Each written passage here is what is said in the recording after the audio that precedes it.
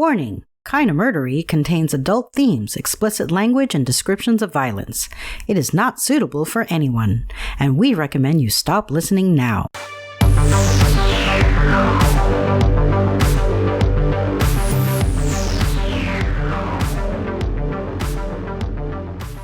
I'm Zevin Odelberg, and this is Kinda Murdery. Please join me as we uncover what truths we can and solve what mysteries we may. The murder of Anna Nosko starts now.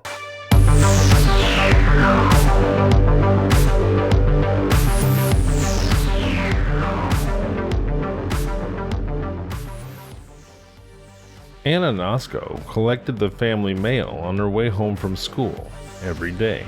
Then, on March 8th, 1923, the 11-year-old girl was late returning to her family's farm. When Anna was late getting home, Mrs. Nosko, Anna's mother, revealed to her husband that she had had a terrifying dream about her daughter just the night before. Mrs. Nosko had dreamt that Anna, just 4 days short of 12 years old, had been coming up the railroad tracks to her home when an evil-looking man had stepped out to attack her. He had struck Anna with a crushing fist, then taken out a blackjack or a sap from his pocket and struck her a deadly blow on the head. At this point in her dream, Mrs. Nosko told her husband that she'd rose in a fright, wide awake. Anna had still not returned home. In the town of Battleground, Clark County, Washington, Paul Nosko told his story to his friends and neighbors, that his daughter, Anna, had not returned home, that her mother had had a terrible dream just the night before. Men began to gather. Their faces were grim, and they carried weapons. Some had shotguns slung under their arms, others carried rifles. A few had armed themselves with stout clubs. It was an eerie scene as men prepared for a manhunt. The snow still fell, the wind howled. Here and there, through the white waste, lantern lights flickered. The countryside was desperately searching for the beloved little girl who'd so strangely dropped from sight. "I know she's dead," Anna's mother wailed. "When she went to school this morning, she skipped down the walk, then she paused and she came back. She ran to me and she kissed me again and said, 'Mother dear, I may never see you again.'" How did a little girl, a mere child, sense the disaster was soon to befall her? As Mrs. Nosko shared her story of Anna's premonition, Bert, Anna's younger brother, sensing that something was vitally wrong, said to his mother, "I saw a man dash out of the bushes along the railroad track this afternoon. He picked up an umbrella. I think it was Anna's, and then he ran for cover again." When asked what else he had seen, the boy replied that there was nothing else, except that nearby the railroad track where he'd seen the man with the umbrella, there was a dog, Eddie Whitfield's dog. Now, the testimony of a small boy under stress and excitement may not be reliable, and Eddie Whitfield's dog being on the railroad track did not actually signify a thing. It was natural for Eddie Whitfield's dog to be around that spot. After all, the John Tuke homestead where Eddie Whitfield lived was adjacent to the track and the nearest house to the Noskos. Through the gloom, every inch of the railroad track was covered with a fine-tooth comb. Still, the search was unrewarded. Then, one man ahead of the others cried out wildly and pointed. Stuck to the barbed wire fence on the side of the railroad was a piece of cloth. It looked like it might have been torn from Anna's coat as she was dragged through the fence. The searchers followed through. Tensions mounted. Conversation dwindled. Men cradled their rifles and shotguns and swore quietly. The temper of the crowd was beginning to turn ugly. If murder had been committed, swift and arbitrary mob justice might be dealt. An umbrella lay in the path. There was no doubt it was Anna's. The posse's steps quickened, and they went on. Undoubtedly the sort of general who leads from the front, Sheriff Bill Thompson set the pace for the posse, and as they searched, hoping to run down and arrest the perpetrator of one of the foulest crimes that ever stained the record of southwestern Washington, the sheriff was thinking back, pulling out all the odd bits of information that he'd gathered through the years. Who, he wondered, fits this beastly crime? Who could have done it? A man of abnormal instincts, of course. Was there anyone in the community he racked his brain, who showed evidence of sufficiently abnormal psychology. Suddenly the sheriff stopped in his tracks. "Come on," he commanded. "I have a lead." The posse walked rapidly toward the old Tuke homestead, while Sheriff Thompson explained that he wanted to question George Edward Whitfield. The sheriff graphically reconstructed a scene enacted on July 24, 1922, a little less than a year before Anna had disappeared. At that time, Sheriff Thompson, armed with a search warrant, had raided the Tuke house in quest of liquor. This being Prohibition years, of course. He secured the liquor, although that is irrelevant to this story. In executing his search warrant, he searched the trunk of Eddie Whitfield and pulled from that trunk many things of questionable character. There were articles of intimate women's apparel, garters, underwear, there by the dozen, silk stockings also, numerous, and there was more, much more, but enough has been described. Along with the women's undergarments were poems written by George Edward Whitfield. They were not poems which a man would want to read aloud in the family circle. They were not poems for children. They were, for the most part, vile, sexual, and violent. Sheriff Thompson also revealed that Eddie was a bit of an artist. In his room were many pictures, all of one subject, a naked woman. "Eddie Whitfield's our abnormality," Sheriff Thompson declared emphatically. Suddenly the leaders of the posse paused, drew back in the presence of death. Anna Nosko's little body lay beside a big rock upon a natural couch of fir needles.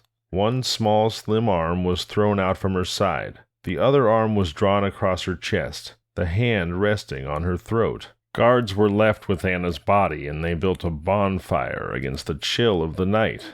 The rest of the posse arrived at the Tuke place, along with battleground officer James Holland, but Eddie Whitfield was not at home. Sheriff Thompson noted that it was peculiar that Eddie Whitfield didn't join in the search for the missing girl. He was, after all, the nearest neighbor to the Noskos. Yet he made no effort to aid the Nosko family as they were facing dire tragedy.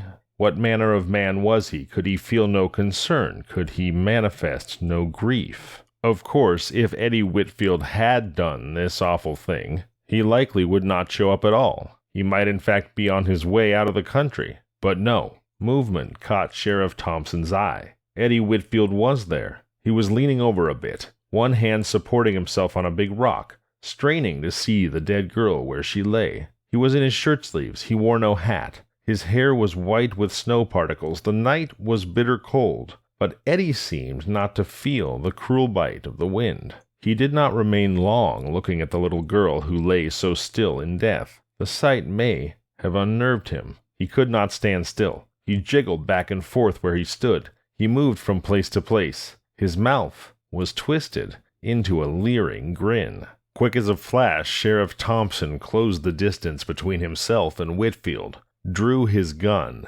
and stuck it in Whitfield's gut. "Put your hands up, Whitfield. You're under arrest for the murder of Anna Nosko," the sheriff growled. Now a word on the state of Anna's body when it was discovered, and who did the discovering. The search party that found Anna's body was made up of around 30 neighbors, including a man named Frederick Vandermast. They were all volunteers. It was Vandermast who discovered Anna's umbrella and the postal letters scattered on the ground, the first troubling indications of a crime. Later, as I've mentioned, a searcher came across Anna's body away from a road in the brush, just over the border of the Tuke farm. Someone had ripped the clothes from her body, cut her throat, and bashed in her face. When Sheriff Thompson arrested Whitfield as he leered over little Anna's corpse, Whitfield immediately protested his innocence, but there were scratches on the back of his hand and traces of blood on his underwear. Whitfield claimed this was because he'd butchered a chicken, but Thompson charged him with first-degree murder. Assuming a rape, Sheriff Thompson collected bits of foreign matter from Whitfield's groin, placing each in a cigarette paper. He followed an evidence technique he'd learned at a lecture by Luke May, an early Seattle forensic pioneer. The brutality of Anna's murder shocked and angered the entire county. Just a few days after Whitfield's arrest, the Tuke family farmhouse burned.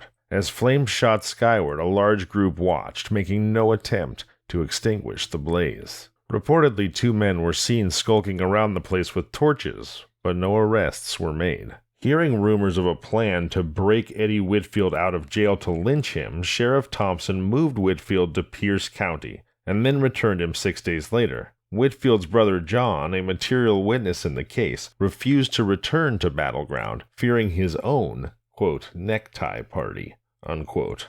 During the trial before Judge George Simpson, the defense attorneys Charles Lane and W.E. Yates first used an insanity plea. Then they dropped it. They petitioned to change the venue, but failed. Next, they tried to create doubt with the jurors by implicating Vandermast in the murder. Remember, Vandermast was the community member who found her umbrella and mail strewn about before they discovered Anna's body. Attorney Lane claimed that Vandermast could not look at the body, while Whitfield walked up to view the body and was not shaken, implying that Vandermast's anxiety showed guilt, while the defendant's nonchalance showed innocence. That's the opposite of the conclusion that I would likely draw, which is that Vandermast's anxiety showed empathy, while the defendant's nonchalance showed sociopathy. But then I'm not a defense attorney, am I? Meanwhile, working behind the scenes, the forensic scientist Luke May was scientifically solving the case. He told the press he'd uncovered highly damaging evidence, but would not reveal it except in court. At trial, May presented his forensic evidence. He confirmed the blood on Whitfield's clothing was human, and not belonging to a chicken as Whitfield had claimed.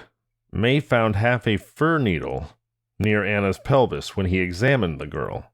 Sheriff Thompson had also collected half a fir needle, which he'd sealed in the cigarette papers after the arrest of Eddie Whitfield.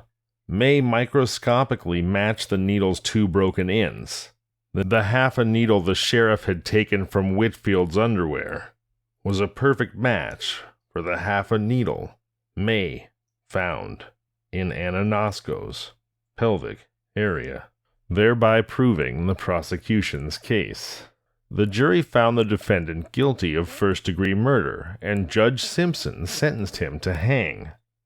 Lawyers Yates and Lane filed an appeal and lost, and on June 13th, 1924, a calm and collected Eddie Whitfield mounted the Walla Walla prison gallows stairs.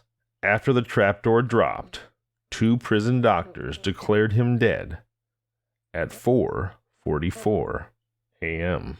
And finally, the rape and murder of little Anna Nosko had been avenged, although vengeance is nothing but the coldest of comforts when the life of a child has been taken.